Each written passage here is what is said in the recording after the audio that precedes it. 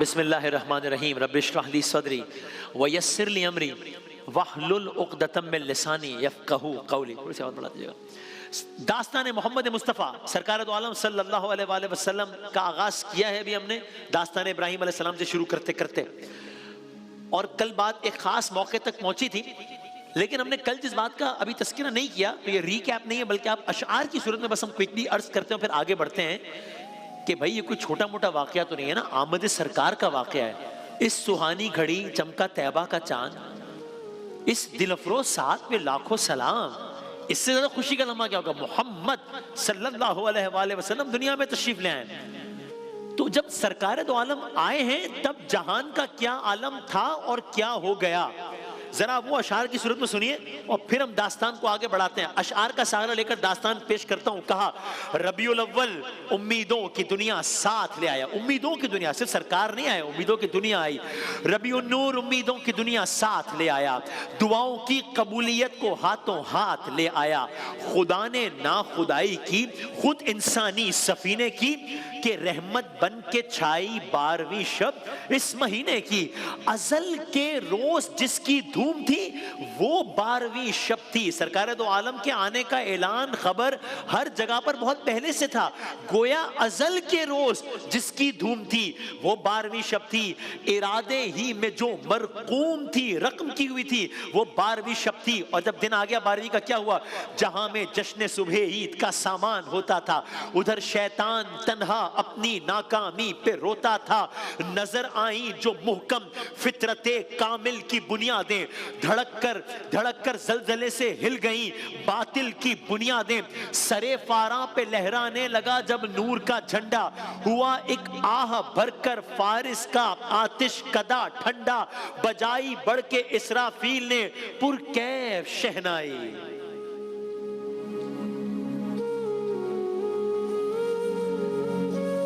بجائی بڑھ کے اسرافیل نے پرکیف شہنائی۔ ہوئی فوجیں ملائک جمع، فوجیں ملائک آ رہی ہے، فرشتے آ رہے ہیں، ملائک آ رہے ہیں۔ اسرافیل نے ایک شہنائی بجائی ہے کیونکہ کوئی بڑا ہونے والا ہے، تو اسرافیل کی شہنائی ہے اور ملائکہ کی گویا فوج در فوج آ رہی ہے۔ بجائی بڑھ کے اسرافیل نے پرکیف شہنائی۔ ہوئی فوجیں ملائک جمع، زیر میں چرخ مین آئی۔ ندا آئی، آواز آئی، ندا آئی دریچے کھول دو ایوانے قدرت کے، کیوں نظارے خود کرے گی آج قدرت شان قدرت کے۔ یکا یک ہو گئی ساری فضا تمثیل آئینہ، نظر آیا معلق عرش تک ایک نور کا زینہ۔ خدا کی شان رحمت کے فرشتے صف بصف اترے، پرے باندھے ہوئے سب دین و دنیا کے شرف اترے۔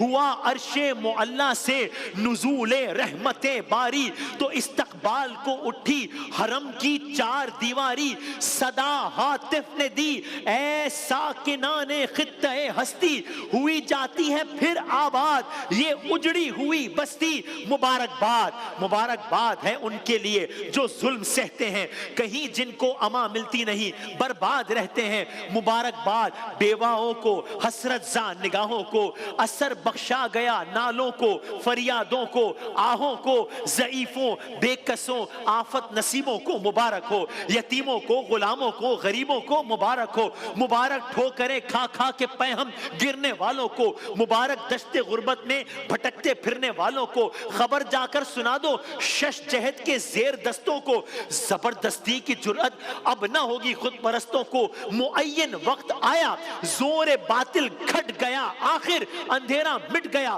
ظلمت کا بادل چھٹ گیا آخر۔ مبارک ہو کہ ختم المرسلین تشریف لے آئے، جناب رحمت للعالمین تشریف لے آئے۔ بسط انداز یکتائی، بغایت شان زیبائی، امی بن کر امانت آمنہ کی گود میں آئی۔ ندا ہاتف کی گونج اٹھی زمین و آسمانوں میں، خاموشی دب گئی اللہ اکبر کی اذانوں میں۔ حریم قدس سے میٹھے ترانوں کی صدا گونجی، مبارک باد بن کے شادیانوں کی صدا گونجی۔ بہر سو نغمہ صلی علی گونجا فضاؤں میں، خوشی نے زندگی کی روح دوڑاتی ہواؤں میں۔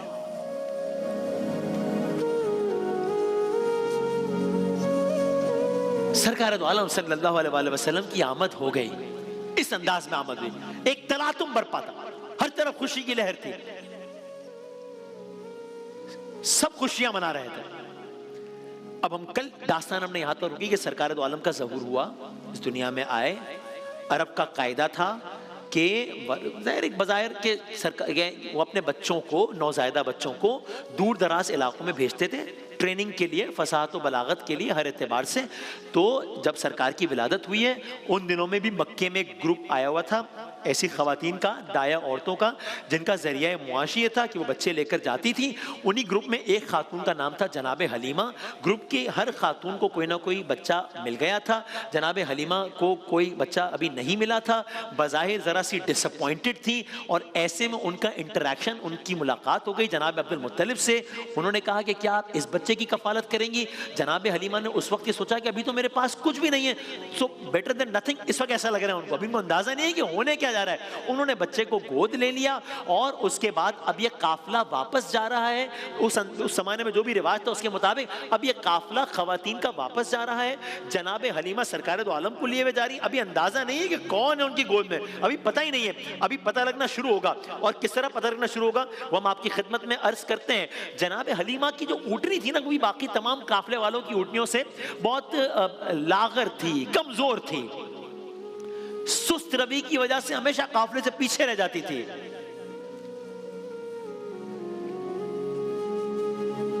لیکن عجب معاملہ ہوا, جب قافلہ آ رہا تھا, جناب حلیمہ کی اونٹنی کا یہ عالم تھا جو میں نے آپ کی خدمت میں عرض کیا. اب جو اس بچے کے ہمراہ جناب حلیمہ اونٹنی پر سوار ہوئی, عجب معاملہ ہے. کیا ہوا؟ وہی کمزور اونٹنی, وہی لاغر اونٹنی, نہ صرف یہ کہ توانا ہو گئی ہے, ارے سالار قافلہ بن گئی ہے وہ اونٹنی, سب سے آگے. وہ قافلے والے حیران ہیں, یہ کیا ہو گیا؟ عجب قافلہ ہے, عجب قافلہ ہے. یعنی میں اگر اپنے الفاظ میں کہوں, یہ سرکار دو عالم, یہ دنیا کا پہلا قافلہ ہے جس میں سرکار دو عالم شامل ہے. ابھی جو ولادت ہوئی ہے نا, پہلا باقاعدہ قافلہ ہے. تو اس قافلے کی اب شان دیکھیے, اب کیا ہو گئی, کیا سے کیا ہو گئی. سارا قافلہ حیران ہے, ارے اس اونٹنی کو کیا ہو گیا, ارے حلیمہ کی اونٹنی کو کیا ہو گیا. جناب حلیمہ حیران بھی ہیں, خوشگوار حیرت ہے, شادمان بھی ہیں, ان کے شوہر حیران بھی ہیں, شادمان بھی ہیں. لیکن ابھی تو آپ یہ بس سرکار کا قصیدہ بھی سن رہے ہیں, آمد سرکار کی داستان بھی سن رہے ہیں, بس یہ سب کچھ رمضان میں سرکار دو عالم کا ذکر بھی ہو رہا ہے, ممکنہ شب قدر میں جن پر قرآن نازل ہوا ان کا ذکر بھی ہو رہا ہے, سب کچھ ہو رہا ہے ایک ساتھ. ابھی حیرانیوں کا, شادمانیوں کا دور ختم نہیں ہوا ہے, شروع ہوا ہے. کیوں؟ ابھی تو دائی حلیمہ اور ان کے شوہر کے ساتھ وہ کچھ ہونا ہے جو انبلیویبل ہے سب کے لیے. اب جو یہ قافلہ چلنا شروع ہوا ہے تو قافلے والیاں جو دائی حلیمہ کو پہلے تانے دیا کرتی تھی, اب رہ رہ کر ان کو آہستہ چلنے کا کہہ رہی ہیں, آہستہ, ہماری اونٹیاں پیچھے رہ جائیں گی, آہستہ. قافلہ چل پڑا. مکے کے باہر پہلی منزل پر قافلے نے سٹاپ اوور لیا, پڑاؤ کیا. جب پڑاؤ کیا تو قافلے والوں نے, فلائٹ تو نہیں تھی نا کوئی 25 منٹ پہنچ جائے گی, گرمی, عرب, صحرا, اونٹ. قافلے والوں نے اپنے کھانے پینے کا نظام شروع کیا. ان کی بنیادی خوراک ہی سادہ روٹی تھی, اونٹنی کا دودھ تھا. لیکن دائی حلیمہ کی اونٹنی, میں نے عرض کیا, بہت کمزور تھی, لاغر تھی, تو وہ اس طرح دودھ بھی نہیں دیتی تھی چونکہ کمزور اونٹنی تھی. اب جو قافلہ رکا ہے, اب پھر سب حیران ہے. کیوں؟ اب اس اونٹنی نے اتنا دودھ دیا ہے کہ جس سے نہ صرف وہ خود سیراب ہوئے ہیں بلکہ دودھ بچا بھی لیا گیا ہے. ارے دودھ قبیلے والوں میں تقسیم کیا گیا ہے.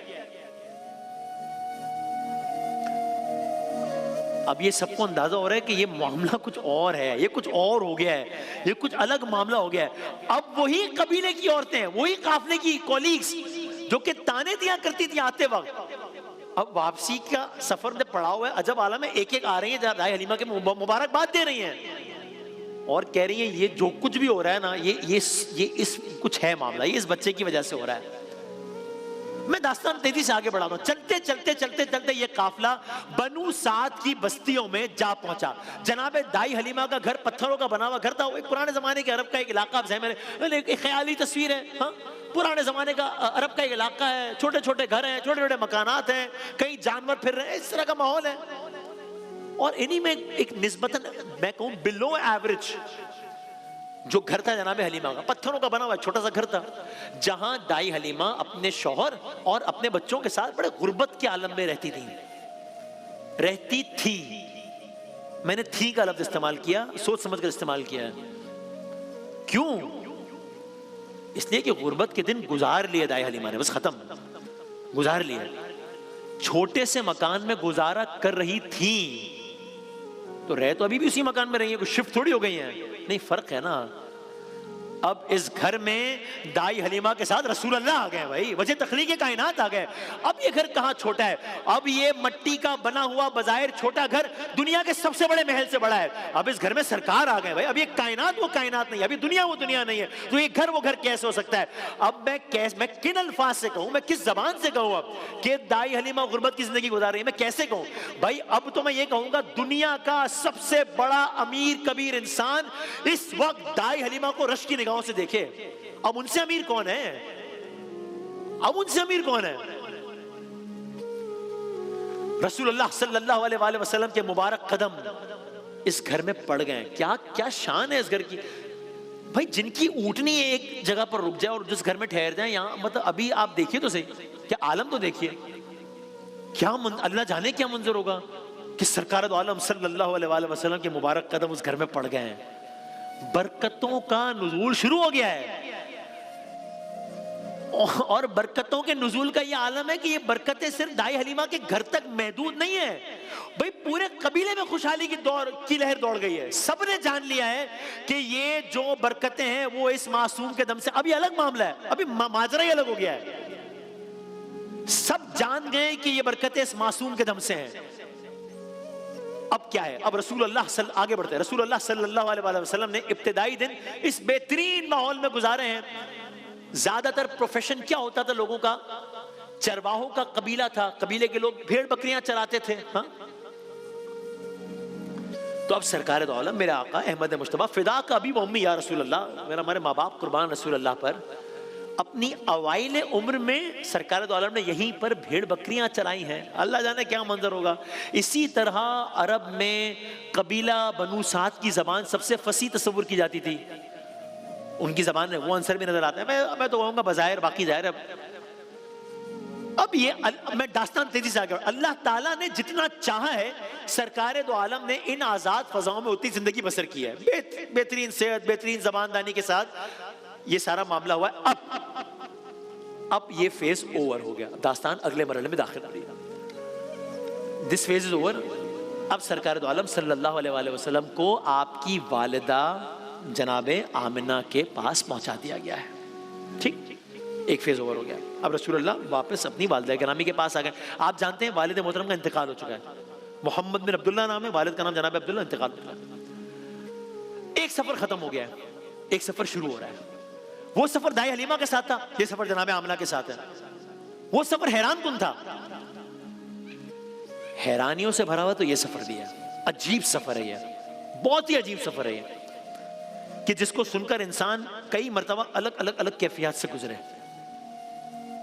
سرکار دو عالم ہے، کم عمری ہے، والدہ گرامی ہے، جناب آمنہ ہے. سفر کا آغاز ہو گیا. یہ کیوں اتنا عجیب سفر ہے؟ یہ کیوں اتنا مختلف سفر ہے؟ یہ کیوں ہر سفر سے الگ سفر ہے؟ داستان محمد صلی اللہ علیہ وسلم کل یہیں سے شروع کریں گے.